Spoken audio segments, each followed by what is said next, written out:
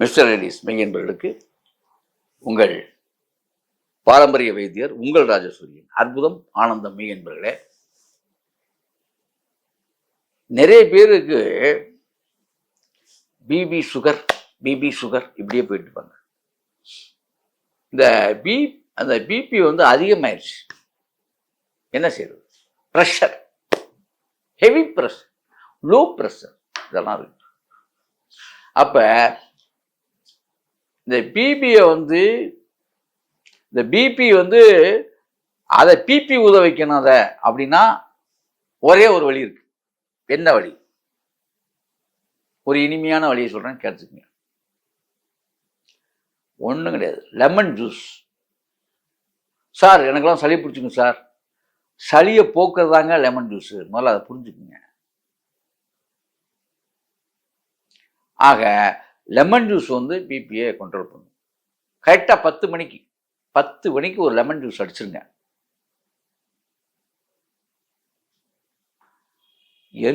எந்த காந்தம் முன்னிட்டும் பிபி நோயாளிகள் எல்லாருமே என்ன செய்யணும் அப்படின்னா, இரவு சாப்பாட்டை தயவு செஞ்சு தவிர்த்தரணும். 6 மணிக்கு அப்புறம் தயவு செஞ்சு சாப்பிடவே கூடாது. என்னதாங்க அப்புறம் தூக்கம் வராதேங்க சாப்பிட. ஒரு நாள் 2 நாளைக்கு அப்படி இருக்கும், அப்புறம் பழகிடும். 6 மணிக்கு முன்னாலே எல்லாம் முடிச்சிருங்க. 3 வேளை உணவை 6 மணிக்கு முன்னாலே முடிச்சிருங்க.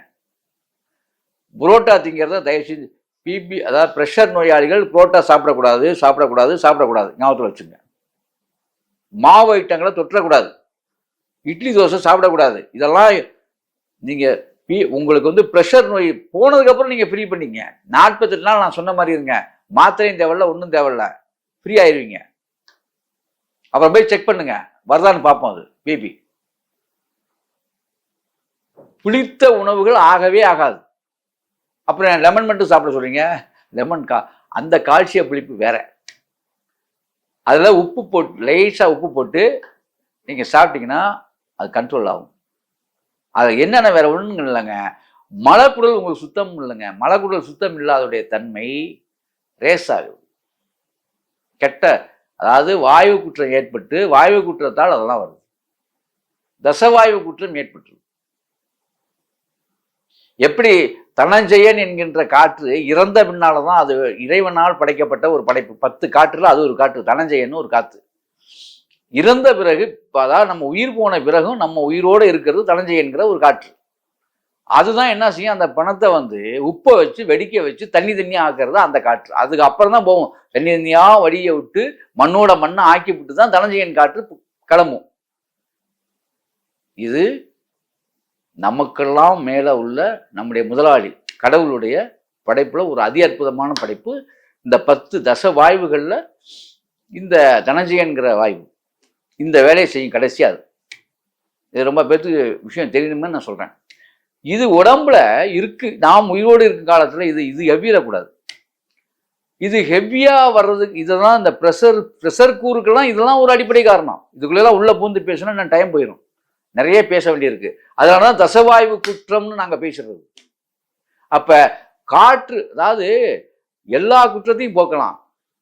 ப்ரெஷர்னு சொல்லக்கூடிய தசவாயு குற்றத்தை நான் என்னுடைய அனுபவத்தில் நான் பேசுறது தசவாயு. இதுக்கு பேர் தசவாயு குற்றம் நான் வச்சிருக்கேன், அதுக்கு பேர் மருத்துவ அனுபவத்துல. அப்ப இந்த தசவாயு குற்றத்தை போக்குவது எப்படி? ப்ரெஷர் என்கின்ற தசவாயு குற்றத்தை போக்குவதற்கு மனமும் சார்ந்திருக்க வேண்டும், மனமும் அமைதி பெற வேண்டும், தியானமும் அவசியம் தேவைப்படுது. அதை உருவாக்குறதுக்கு லெமன் போன்ற விஷயங்கள் தேவைப்படுது, எலுமிச்சம்பழம் சாறு தேவைப்படுது. இதுக்கு மேல உணவு பழக்கத்துல வந்து மலக்குடல் சுத்தம் பண்ணக்கூடிய விஷயமும் தேவைப்படுது. அப்ப வெந்நீர், அதான் சொல்றேன், அதாவது உணவு 2 வேளை உணவு வந்து உட்கொள்ளணும். நல்லா சாப்பிடட்டும், தப்பே கிடையாது. ஆனா 2 வேளை மட்டும்தான், இரவு வேளை கிடையாது. இதுவே அரிய மருந்து ப்ரெஷர் நோய்க்கு. ஏன் தெரியுமா? மலச்சிக்கல் உருவானா மனச்சிக்கல் உருவாகும், மனச்சிக்கல் உருவானால் ப்ரெஷர் என்கின்ற நோய் உருவாகும். இதுதான் அடிப்படை தத்துவம், மூலாதாரமே இதுதான். மனச்சிக்கல் தான். மலச்சிக்கல் ஏற்பட்டு ப்ரெஷர் அமர்ந்துடும். இந்த ப்ரெஷருக்கு மருந்து என்ன ஆகும்னா, நீங்க அதை போய் அடைக்கிறேன் அதாவது காற்றை வந்து பிடிக்க முடியாது, அடக்க முடியாது. முதல்ல புரிஞ்சுக்கணும். காற்றை பிரிக்கும் கணக்கறிவாளர் யாரு? சித்தர்கள். காற்றை வந்து பிரிப்பான். அவன் தான் வந்து இந்த காற்றின் அளவை புரிஞ்சது. அந்த மாதிரி எல்லாம் நீங்க தியானம் தவமெல்லாம் பண்ணி பிரிக்க வேண்டாம். நான் சொல்லக்கூடிய உணவு முறைகளை எளிதாக நீங்க எடுத்துக்கிட்டாலே சிறப்பா இருக்கும். எண்ணெயில பொரிச்சைட்டதை தயவு செய்து விட்டு விடுங்கள். இலகிய உணவுகளை ஒரு 48 நாளைக்கு சாப்பிடுங்க. லகுவான உணவா சாப்பிடுங்க. தயிர் வேண்டவே வேண்டாம். மோர் சாதம் வச்சுக்கோங்க. தயிரை வந்து சிலிப்பி மோராக்கிக்கங்க. லகுவான உணவுகளை உட்கொள்ளுங்க. வேற மருந்து மாத்திரம் ஒண்ணுமே வேண்டாம். லகுவான உணவு மட்டுமே போதும். 48 தினங்கள் ப்ரெஷர் மாத்திரையும் தொட வேண்டாம். உங்களுக்கு ப்ரெஷர் சுகர் ரெண்டும் சேர்ந்து கண்ட்ரோல் ஆகுதா இல்லையான்னு மட்டும் சொல்லுங்க.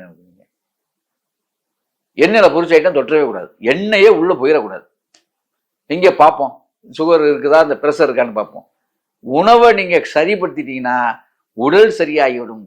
உடல் சரியாகிவிட்டால் மனம் சரியாகிவிடும். மனம் சரியாகிவிட்டால் மருந்தன வேண்டாவாம் யாக்கைக்கு. திருவள்ளுவர் அதான் சொன்னார், மருந்து வேண்டாம் யா உனக்கு.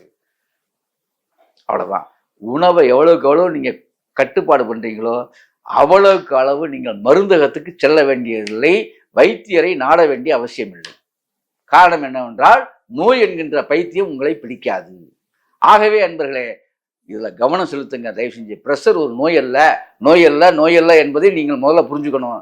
நீங்க அதாவது மலக்கட்டு ஏற்பட்டு குடல் உங்களுக்கு சுத்தமா இல்லை, மலக்குடல், இதுதான் பிரஷர் அப்படிங்கிறத தயவு செஞ்சு தெளிவாக இருந்துங்க. இதை நீங்க பேதிக்கிறது அப்பப்ப வெந்நீர் பேதிக்கு இதெல்லாம் குடிச்சு நீங்க உங்களுக்கு என்ன இதை விட இன்னும் சிறப்பாக ஒன்று இருக்கு.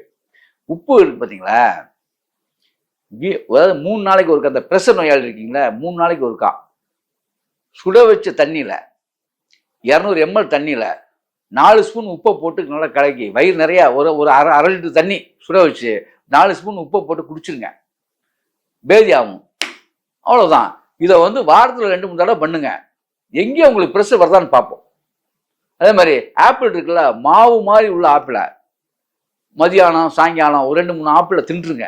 கேஷுவலாக சாப்பிடுங்க. ஆப்பிள் மாதிரி வயிற்றை சுத்தம் பண்ணுறது உலகத்திலேயே மருந்து கிடையாது. அது நான் சொல்றது வந்து நறுக்கு நறுக்குன்னு இருக்க ஆப்பிள் கிடையாது. அது ஆப்பிளே கிடையாது.